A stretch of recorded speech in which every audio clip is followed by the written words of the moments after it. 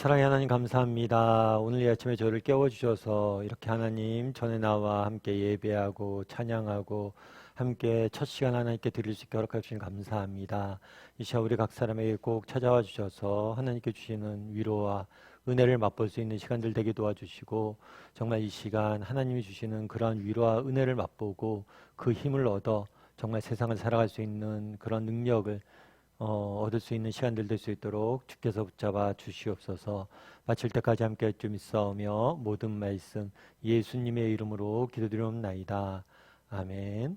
우리가 계속해서 아침 묵상에 오신 여러분들 환영합니다. 우리가 계속해서 마가복음 말씀을 살펴보고 있는데요. 오늘은 나귀에 오르시다라는 제목을 가지고 마가복음 11장 1절부터 11절까지 말씀을 함께 살펴봤으면 좋겠습니다. 먼저 5절과 6절 말씀을 같이 한번 읽어봤으면 좋겠습니다. 같이 읽도록 하겠습니다.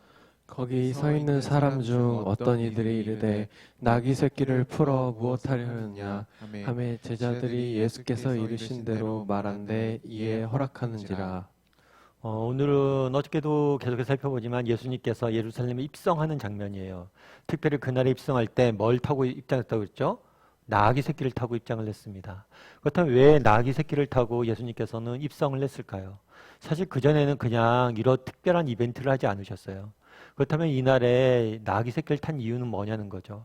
그것은 우리가 스가랴서 말씀을 통해서 예언의 말씀을 성취하기 위함이에요. 첫 번째는 뭐냐면 왕으로 오셨음을 보여주기 위한 거죠. 스가랴서에 보면 예수님께서 너희에게 메시아 새로운 왕이 올 텐데 그 왕이 겸손하셔서 나귀 새끼를 탈 거다 예언해놨죠. 그래서 왕으로 오셨음을 보여주고 또 한 가지는 겸손, 예수님의 겸손.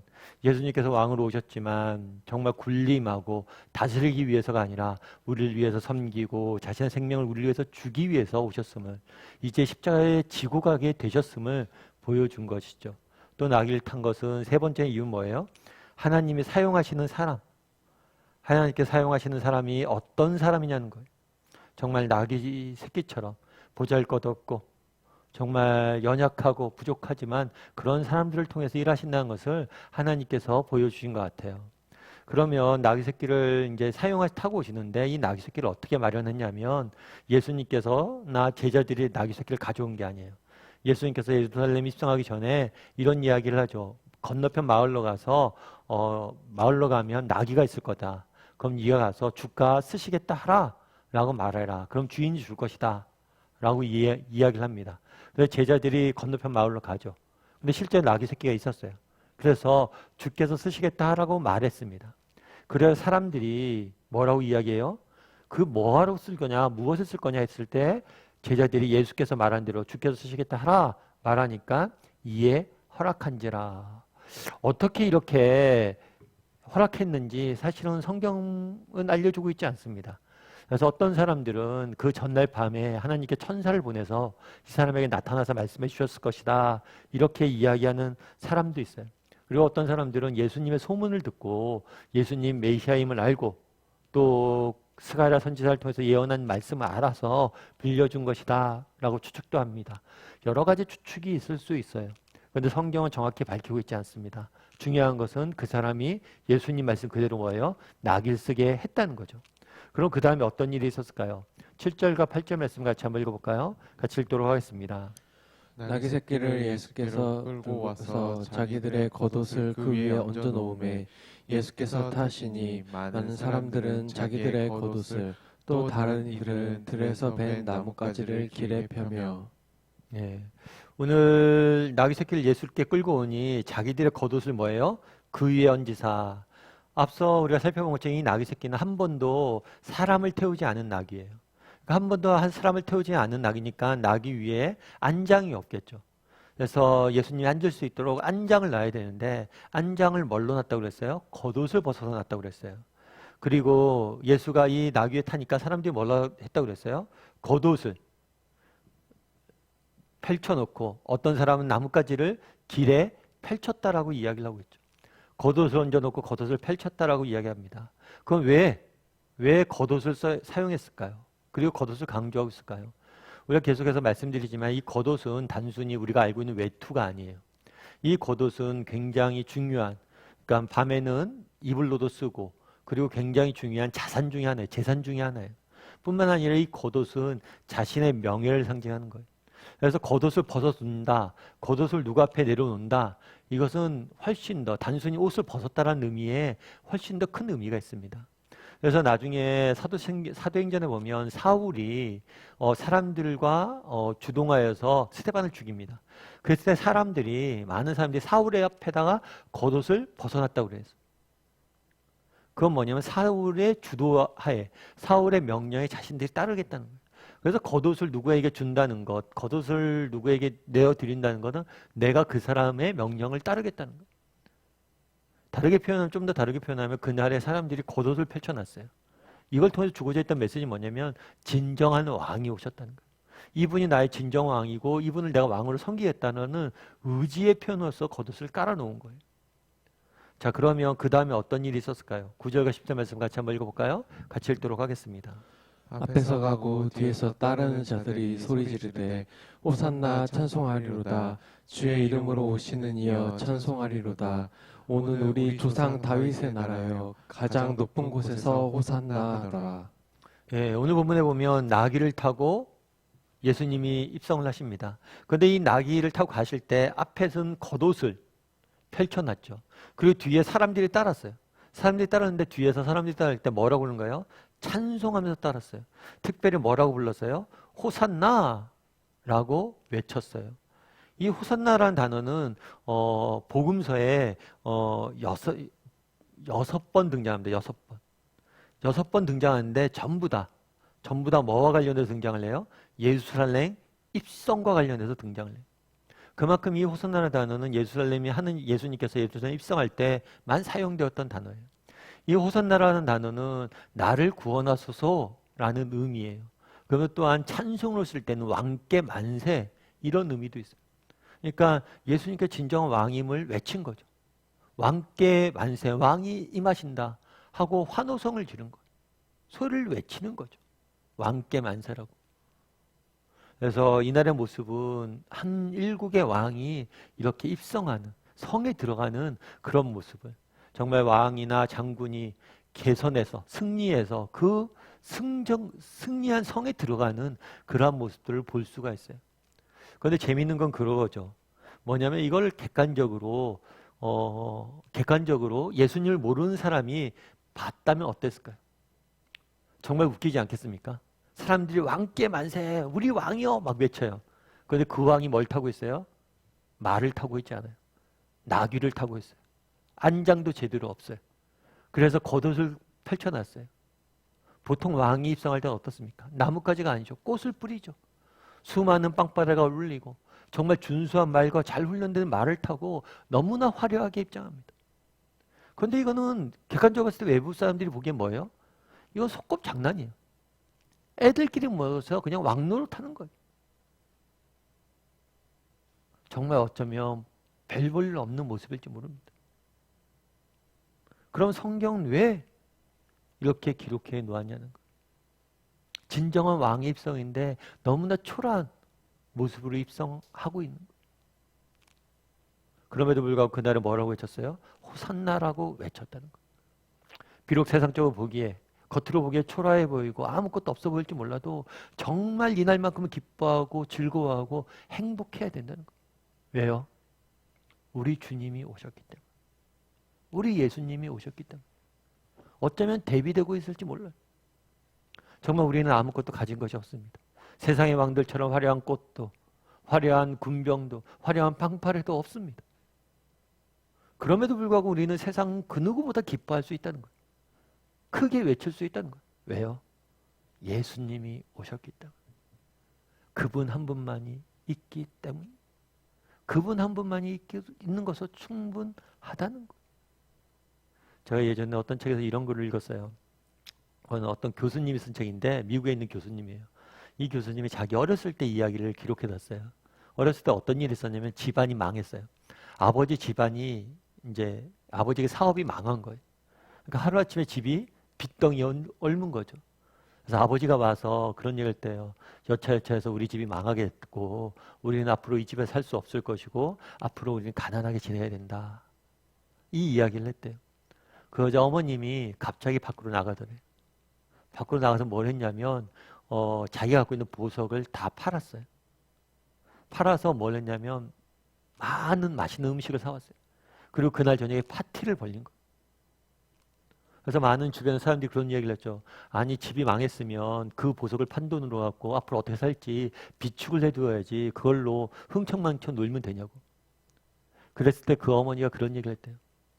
그날 내가 왜 파티를 했냐면 그날만큼 우리에게 기쁨이 필요한 순간은 없었기 때문입니다. 정말 그날 너무 큰 슬픔이 찾아왔는데 그날만큼 정말 기뻐해야 되는 순간이 그날만큼 없었다는 거예요. 그래서 자기는 기뻐하기 위해서 파티를 했다는 거예요. 뿐만 아니라 우리가 다 잃어버렸지만 우리 가족이 함께 있다는 사실, 가족보다 더 소중한 것이 없다는 것을 알려주고 싶어서 파티를 했다는 거예요. 돈 몇 푼보다 더 중요한 건 우리가 함께 있다는 사실이고 그날만큼 우리 자녀들이 기뻐했으면 좋겠다. 너무 슬퍼하고 있으니까 오히려 기뻐했으면 좋겠다는 그런 마음을 했다. 참 제가 그 말을 듣고 그 이제 교수가 어머니 이야기를 하면서 어머니 굉장히 지혜로웠다고 이야기를 하더라고요. 저도 참 공감이 됐어요. 참 안타까운 것은 뭐예요? 진짜 기뻐할 때 뭐예요? 기뻐하지 못하는 거예요. 그리고 진짜 안타까운 건 뭐예요? 우리에게 진짜 있는 소중한 우리가 충분히 기뻐할 만한 이유가 있음에도 불구하고 부족한 것 몇 가지 때문에 기뻐하지 못하는 거예요. 그날에 예수님이 입성할 때 아무것도 없었습니다. 화려한 군병도 없었고 꽃길도 없었고 팡파레도 없었어요. 하지만 그들은 충분히 기뻐할 이유가 있었어요. 왜요? 예수님이 우리에게 오셨기 때문에. 우리도 이 땅을 살다 보면 많은 것들이 지칠 때가 있습니다. 내 삶에 많은 환경들이 어려운 때들이 있죠. 내 삶에 많은 것들이 부족해 보일 때도 있어요.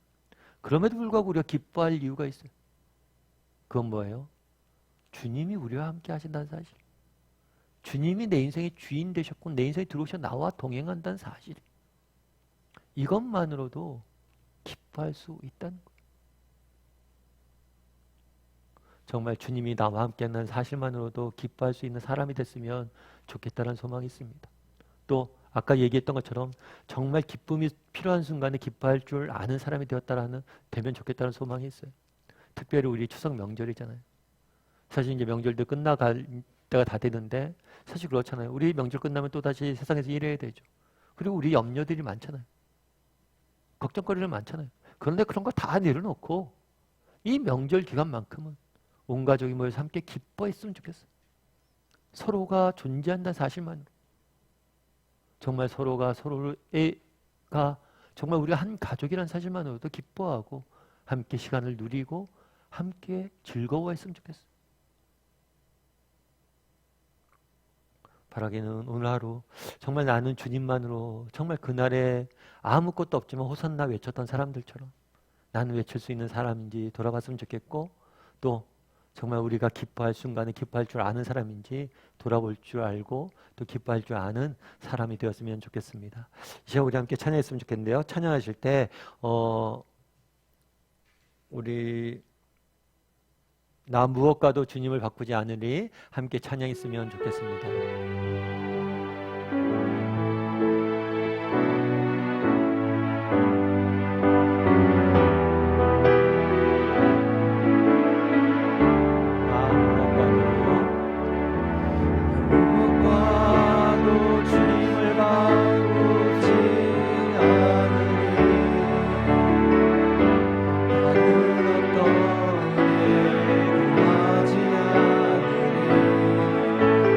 주님만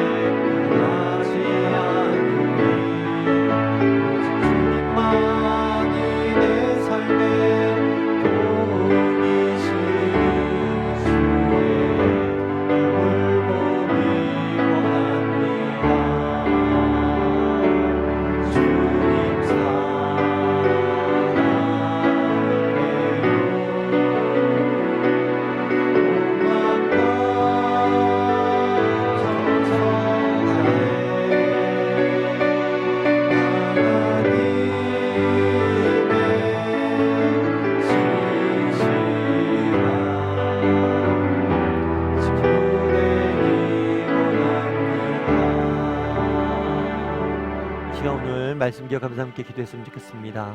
그날에 예수님께서 예루살렘 입성하실 때 정말 백성들이 호산나 호산나 하면서 기뻐했다라고 이야기합니다. 비록 그들에게는 화려한 군마가 없었습니다. 비록 그들에게는 깔 꽃길이 없었습니다. 비록 그들에게는 정말 방파레 하나 없었습니다. 그럼에도 불구하고 예수님이 우리에게 오셨다는 이유만으로 기뻐하고 즐거워하고 외치는 모습들을 보게 됩니다.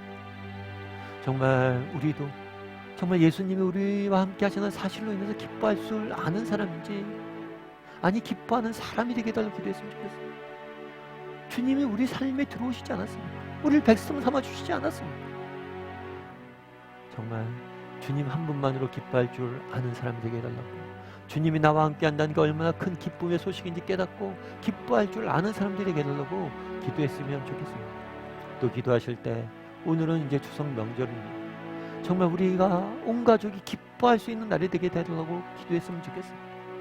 정말 우리가 기뻐해야 될 때, 기쁨이 정말 필요할 때 기뻐해야 되지 않겠습니까? 부족한 한두 가지 것 가지고 지금에 있는 기쁨을 빼앗기지 않게 해달라고, 정말 서로만큼 소중한 것이 없음을 깨닫고, 가족만큼 소중한 것이 없음을 깨닫고, 온 가족이 모여서 함께 기뻐하고 즐거워하는 그런 오늘 하루가 되게 해달라고, 이번 명절이 되게 해달라고, 이 시간 함께 기도해 주시고, 또 이제 내일부터 또 주말인데 정말 하나님의 은혜가 가득한 예배가 될 수 있도록 이 시간 오늘 말씀 기억하면서 또 공동체를 위해서 특별히 예배를 위해서 이 시간 목소리로 같이 기도하도록 하겠습니다. 같이 기도하시겠습니다.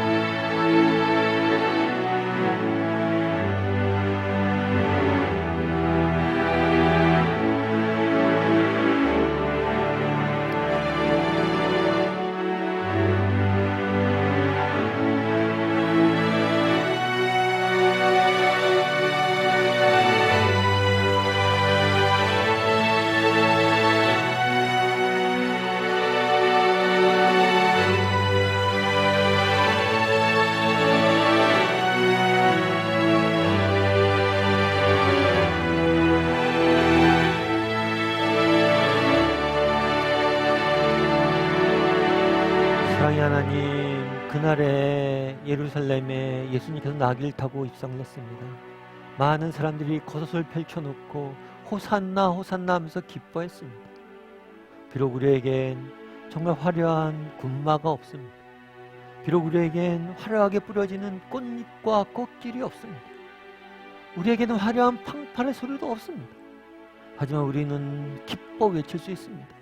왜냐하면 주님이 우리에게 오셨기 때문입니다. 내가 하나님의 백성이 되었다는 것, 하나님의 선택받은 자녀가 되었다는 것, 하나님께서 우리를 사랑하신다는 사실이 얼마나 큰 기쁨이고 감사인지 다시 한번 돌아보는 오늘 하루가 되게 도와주시옵소서. 정말 주님의 자녀 되었다는 사실만으로서 기뻐하고 감사할 수 있는 오늘 하루가 될 수 있도록 주여 은혜를 더하여 주시옵소서.